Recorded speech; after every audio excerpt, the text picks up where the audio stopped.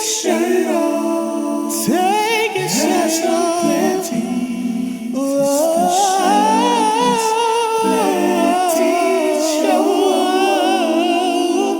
Ladies and gentlemen, welcome back to the Shirtless Plantain Show, the world's most reckless football show, where we just cover all the hits and highlights because that's what Diddy pays us to do. Anyways, there's no news this week because ain't shit happening. So let's just get straight to the content. So during this time, we want to really just cover some wonderful international matches. And you know what? Let's get straight to the meat and bones of everything. It is, I can't even, I'm smiling, I'm so happy. Oh my gosh. Brazil against Germany, they shipped 7 goals, 7-1.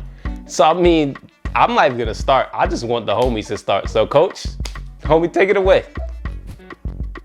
First of all, Brazil, now that I've visited you and I've been inside you, me and Germany actually have something in common.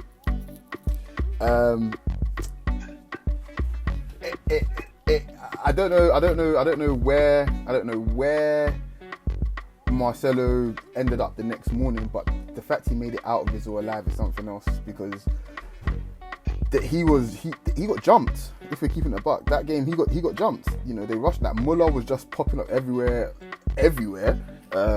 Tony Cruz was just picking up the ball and shooting at will. They let Bastian Schweinsteiger score.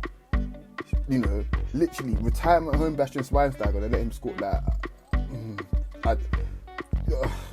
Take it away. Just take it away.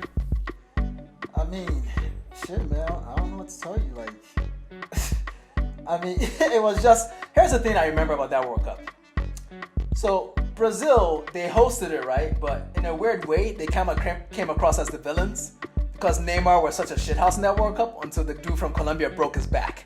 And I remember even before the game, when they were singing the national anthem, they were also emotional, they were crying, they had his jersey and shit, and I was just like, y'all niggas lame. So once Germany started opening that ass, I was rolling, like, damn. Like, really? Like, yo, this is, I mean, their parents are watching them, man. Like, Marcelo is maybe the best left fullback I've seen in my life, at least going forward for sure, but he will never have a worse night than that. Like, the only thing worse than what happened to him that night would be death, I imagine. I don't know. You know what's the worst part about this game? That wasn't even, the worst part about this game wasn't even the goals that was scored. It's the fact that the highlights ended up on Pornhub. It was like, yo, this is disgusting. Like, that's actually super filthy. I mean, there was a WWE edit of JR just literally saying, my God, he's broken in half. My God. My God, what a slobberknocker! Oh my God! John, don't do this, John! You son of a bitch! Why? Tell me why! What the hell is this now? That may be enough to swing the momentum. It doesn't get any worse than that. And the fact that you had like 1 or 2 German players apologizing.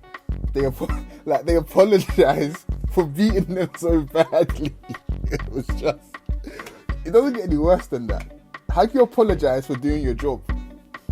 Doing your job too well, in fact. You know, doing the job to the best of your abilities. You have to apologize for. Like, it felt a bit like a proctologist apologizing for doing their job for you when you go in for your annual prostate checkup and shit. Because that's what happened there. Brazil got their prostate checked, then removed and tossed in the trash in front of their mom. It was horrible. This is disgusting. Let's move on to USA Algeria. Some say this is probably the greatest game in US soccer's history, I guess. Before this tournament started in 2010 World Cup, the Sun, I'll never forget it, they had this big post that said easy, because it was England, Algeria, Slovenia, and the Yanks. That's what they called the groups. And England, guess what, they finished second. Because guess what England are? They're failures on the international level. I haven't done anything since 1966. God is not saving the Queen with the way you guys play football. Anyway, Algeria lost 1-0. 90th minute, yeah, like the last bits of the game. His nickname, and I kid you not, is Landy Cakes, is what they call Landy Donovan. I swear to you on everything, his nickname is Landy Cakes, and he scored the winning goal. As you don't know, Coach is part Algerian, and he has nothing to say, right, Coach? It's just very viral and vulgar. Yeah. Just just vocal. Yeah. Sound like Jay-Z when he met Nas. I live in God's country, also known as America, and I remember that being a very, well, I mean, I know it doesn't look good right now, but we're not here to talk about that shit, okay? Okay, all right, go and pay your light bill, please, before you talk to America. Go pay your light bill. Anyway, yeah, it's not, I wouldn't call it the best result in American history, but it was definitely. No, you know what? I can't even call it that. It's a big deal that they won the group, but I feel like they had better moments at the World Cup in Japan, Korea. Like that, they actually went far in that World Cup. So to me, the moments from that World Cup, some of which also included Landon Donovan and some really ugly Nike jerseys. Jesus, that was a terrible batch of jerseys. We got one right here. Yeah, like that's not. Oh yeah. The Nigerian one. Yeah, that's the same template. But. Yeah, I think it was a great result, and it was a very dramatic game because of the way it ended. And the game, the game itself wasn't actually very good. There were some really good chances, but it was a boring ass game. But Americans don't know better, so it was okay. But it was a very dramatic end. I remember all the scenes and all the bars. The shit made good money in America and all that. Like, yay, go USA, yay, Corona. Yeah, I mean, let's just move on. I mean, I'm kind of tired of that World Cup in itself. The only good thing about that World Cup is Ever and them making Dominic read like he's a damn hostage. Guy was reading a ransom note. maybe Luis Suarez did it for Dominic. He called Evra Negrito for Dominic. The last game we want to talk about is France-England Euro 2004. If you guys really want to know why I don't like Steven Gerrard, this game sums it up. England were up 1-0. Lamp scored. They take off Scholes. And guess what happens when you take off Scholes? Gerrard decides to go full Gerrard. So Zidane scores a free kick. Now it's 1-1. Now, literally right after kickoff, Gerrard decides to go full Gerrard and give a back pass to Henry.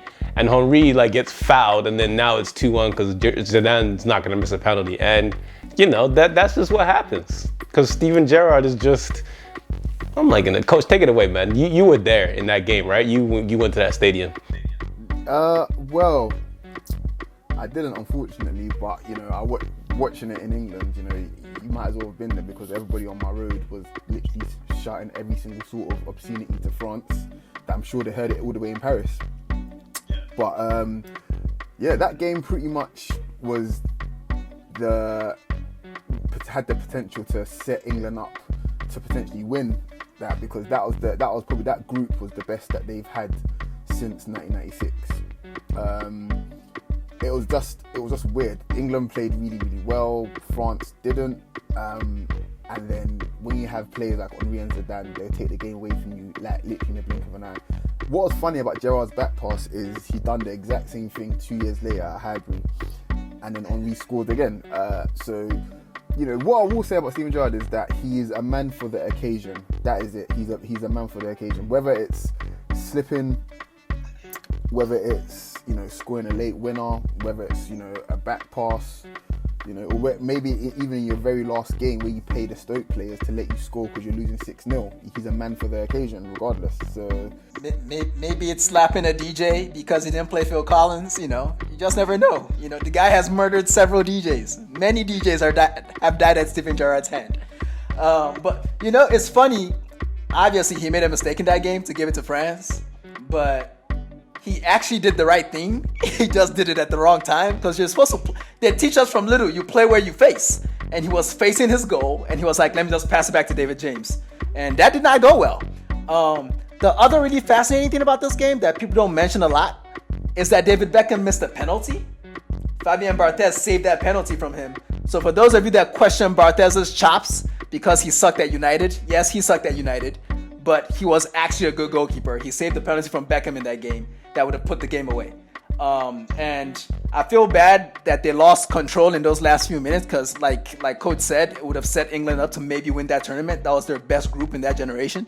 But when Paul Scholes can't give you 90 minutes, because, he's a ginger with asthma, that's what happens. They took him off and Steven Gerrard went full walkabout. First of all, it's not Scholes' fault. Second of all, it's all Gerrard's fault. Well, how's it not his fault? Last but not least, Steven Gerrard's last game for Man United ended in a red card, and that's where we're going to end it. You guys take it easy. Peace. can't shut it off.